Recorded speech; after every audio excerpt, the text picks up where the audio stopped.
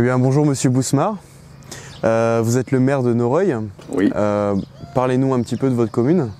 Voilà, alors la commune, bon, tout d'abord bonjour, bienvenue à Noreuil.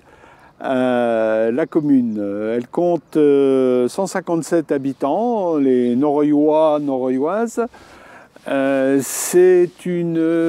est située au nord de la communauté de communes du Sud Artois et elle est traversée par un cours d'eau qu'on appelle l'Hirondelle. D'accord. Voilà. C'est une commune rurale de 479 hectares de polyculture avec une spécialisation sur l'endive. Depuis quelque temps, on ne voit plus de vaches. Ils ont disparu avec, il reste 4 fermes en exploitation sur la commune. Et d'un point de vue historique, qu'est-ce qui a été important pour la commune ? C'est sans conteste la démolition du village lors des combats de la Grande Guerre. Le village a été complètement rasé. D'ailleurs, la commune a été honorée par la Croix de guerre, c'était à l'époque. Mais malheureusement, la moitié des habitants du village ne sont pas venus s'y réinstaller, quoi. Ce qui reste, c'est le cimetière australien qui est là au bord du village et les liens qu'on a gardés avec l'Australie, notamment avec la ville d'Albury, avec laquelle on communique surtout lors des événements du centenaire. Ils ont d'ailleurs leur jardin public, ils l'ont appelé Noreuil Park. Noreuil Park, voilà. Alors bon, l'Australie, mais aussi l'Angleterre. La ville de Petersfield est notre marraine de guerre. C'est-à-dire qu'ils nous ont, à la reconstruction, ils nous ont aidés, ils nous ont envoyé du matériel. Une anecdote aussi, ils nous avaient envoyé un taureau. Je sais pas, ils nous avaient envoyé un taureau.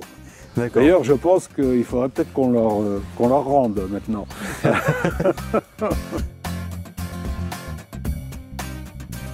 Et donc, vous m'aviez parlé d'une autre petite anecdote par rapport à la guerre. Oui, alors là, c'est une anecdote par rapport à un soldat allemand qui, lors des bombardements, s'est réfugié dans l'église.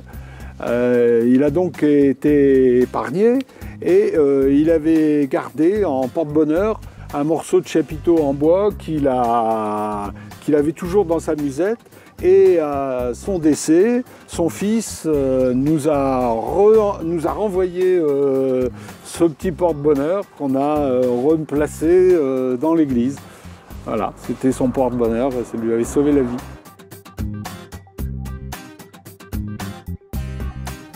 Et donc ici, on est devant l'endroit où vous avez prévu de faire des travaux d'aménagement. De faire des travaux, effectivement. On a un projet de réaménagement de la rue de Quéant, c'est cette route de Quéant ici. Il y a des nouvelles constructions, donc on veut réaménager, refaire des trottoirs, refaire la chaussée, faire des caniveaux, enfin voilà, pour sécuriser.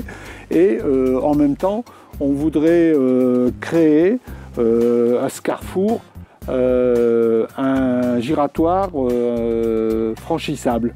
Ce qui aurait un double but, ça permettrait de sécuriser le carrefour, parce que les voitures, comme dans toutes les agglomérations, traversent toujours un peu trop rapidement. Ouais, donc ça ralentirait les voitures, mais en plus ça augmenterait la visibilité ici qui est assez réduite. Voilà donc ce gros projet.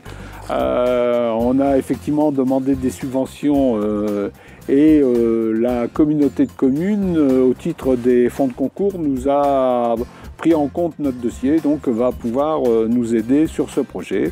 On attend maintenant que les résultats de notre demande au département pour pouvoir, et de l'État pour pouvoir concrétiser.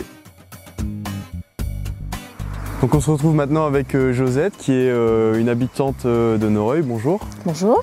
Alors ça fait combien de temps que vous êtes à Noreuil? Depuis 15 ans. Ok. Ça se passe bien? Très bien.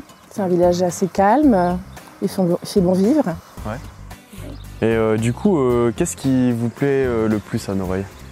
L'isolement par rapport à la nature, on n'est pas gêné par la circulation, les bruits, la pollution. On peut faire pas mal de promenades à pied, en VTT. Il y a beaucoup d'animations malgré tout, des fêtes organisées régulièrement. Donc, Ok.